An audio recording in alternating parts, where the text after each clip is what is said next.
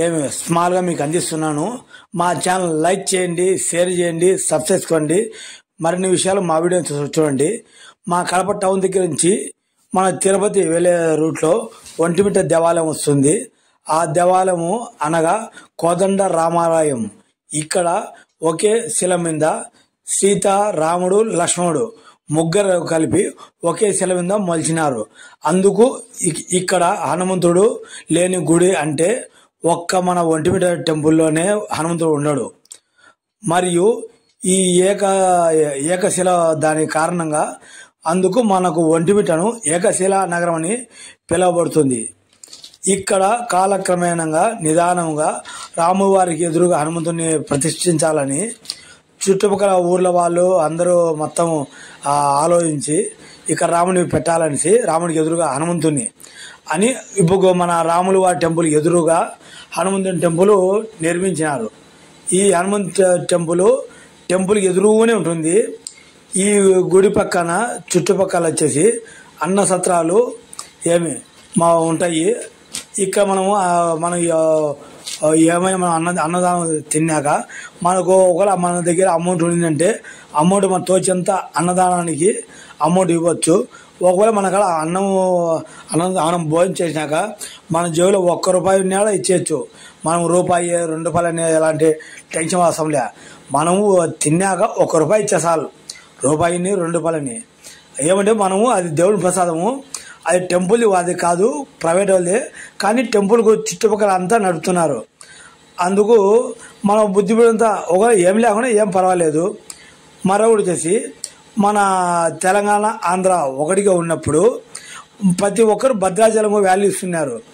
ఇప్పుడు మన సమైకాంధ్ర డివైడ్ అయిపోయింది కాబట్టి, ఇప్పుడు మన ఏపీ డివైడ్ అయింది కాబట్టి ఇప్పుడు మనకు భద్రాచలము బదులు రెండో భద్రాచలం లాగా పరిగణలాగా మనకు ఇక్కడ ఎక్కడన్నా మన రామువారికి కళ్యాణం చేస్తుందా, ఆ కళ్యాణం మన ఇక్కడ ఒంటిమిట్ట చేసినప్పుడు చుట్టుపక్కల ఎమ్మెల్యేలు కానీ, ఎంపీలు కానీ ఇక్కడ వీళ్ళంతా వచ్చేసి ఇక్కడ మన రాష్ట్రం చుట్టుపక్కల నలుమూల రాష్ట్రాల నుంచి కూడా మన ఒంటిమిట్ట దేవాలయం వచ్చి స్వామివారి కళ్యాణంలో పాల్గొని ఇక్కడ వచ్చేసి ముత్యాలు వచ్చేసి కళ్యాణం అయిపోయినాక పంచుతారు.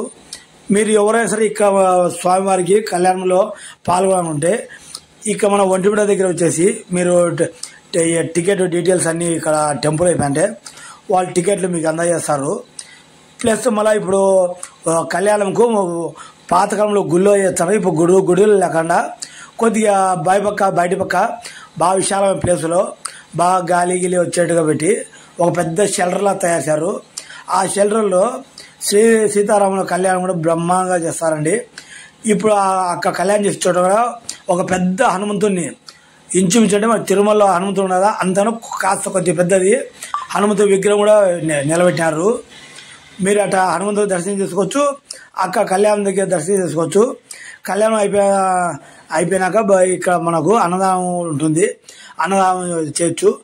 మరి కొందరు వచ్చి మీరు ఎవరైనా మీ ఇక్కడ ఏమైనా పానకం కానీ, వడపప్పు కానీ, దోస పండ్లు కానీ, కరదొప్పులు కానీ మీరు ఎవరికైనా పంచాలి ఉన్నాడా ఇక్కడ వచ్చేసి మన ఒంటిమిట్టలో శ్రీరామనవమి రోజున చాలా మంది భక్తులు తెచ్చి పంచుతారు. మీరు తెచ్చి ఇక్కడ పంచవచ్చు. మీకేమైనా దోస నివారణలు అలాంటి ఏమైనా ఉన్నాయి అంటే ఇక్కడ వచ్చేసి మన రామాలయం ఎదురుగా హనుమంతుడి దేవాలయం ఉంది కాబట్టి ఇక కోతులు కూడా బాగా దండిగా ఉంటాయి కాబట్టి మూగజీవాలకు సేవ చేసినట్టుగా ఉండాలి మనకు. మరొకటి వచ్చేసి మనకు తృప్తి.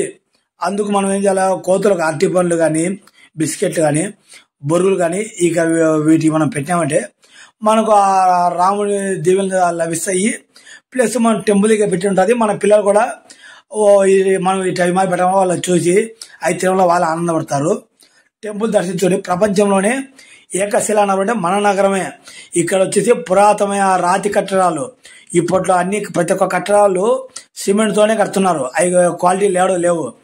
కానీ పాతకాలంలో అంతా రకరకాల శిల్పాలతో డిజైన్లతో ఎంత కట్టారంటే మీరు చెప్పేదానిగా మీరు సొంతంగా మీరు చూసారంటే ఆ కనుల విందు అనేది అంత ఉండదు. అంత పురాతనమైన టెంపుల్ మా టెంపుల్.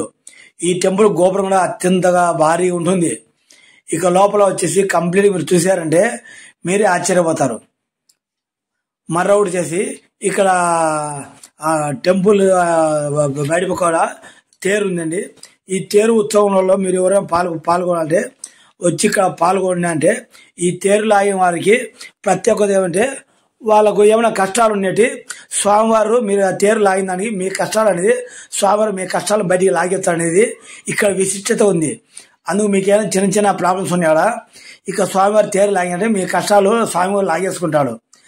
అందులో ఇక్కడ కోదండరాముడు అంటే కోదండం రెడీ ఉంటుంది కాబట్టి అందుకు ప్రతి ఒక్కరూ ఇక్కడ వచ్చేసి ఊరేంపు కానీ జాతరలు కానీ అన్ని వీక్షించి స్వామివారి దర్శించుకొని ఏమి ఇక్కడ సీతమ్మ తల్లి మనకేమైనా కోరికలు చెప్పామంటే మన కోరికలు అనేవి గ్యారెంటీ ఉంటాయి, నెరవేరుతాయి. అందుకు ఇక్కడ విశిష్ట సీతారాముడు మన లక్ష్మణుడు అనేది కళ్ళు తెరిచి బాగా నీట్గా మనల్ని చూస్తూనే ఉంటారు, మన పక్కన చూస్తుంటారు. వాళ్ళు రియల్గా సాక్షాత్తు సీతారాముడు లక్ష్మణుడు అక్కడ నిలబడి ఉన్నారు, మనం చెప్పే మాటలు వింటున్నారు అనే భావన అనేది ఆ టెంపుల్లో కనిపిస్తుంది మనకు. కావాలి మీరు ఒకసారి చూసా అంటే మనతో స్వామి మాట్లాడుతున్నాడేమో అని ఫీలింగ్ కలుగుతుంది. ఆ టెంపుల్ లోపల మనం వెళ్ళినామంటే ఆ ప్రశాంత వాతావరణము, ఆ విశిష్టత మనం వెళ్తానే మన తెలియకుండా మన బాడీలో వెంట్రుకలు నిక్కబరుస్తుంటాయి. స్వామివారిని చూస్తానే భక్తి అనేది పుట్టుకొస్తుంది. రామ రామ అని ఈ శ్రీరామ దానికి చిన్న శ్లోకం చెప్తా వినండి. మానవుడా మరువ వీడి రామనామ స్మరణ చేయరా, ఆలు పిల్లలు అన్న తమ్ములు ఎవరు వెంట రారురా, వదలలేక వచ్చిన వల్ల కాటే వరకరా. ఈ సాంగ్ ఏమి మీరు విన్నారు కదా, మీకేమైనా సాంగ్లు ఏమి తెలిస్తే మాకు తెలిస్తే కామెంట్ చేయండి, తెలియకపోయినా కామెంట్ చేయండి. ఇక్కడ రామానికి ఎదురు హనుమంతుని టెంపుల్, ఆ టెంపుల్లో ప్రతిరోజు చుట్టుపక్కల నలుమూలల భక్తులతో వచ్చి ఇక్కడ స్వామివారి దగ్గర భజన చేస్తారు.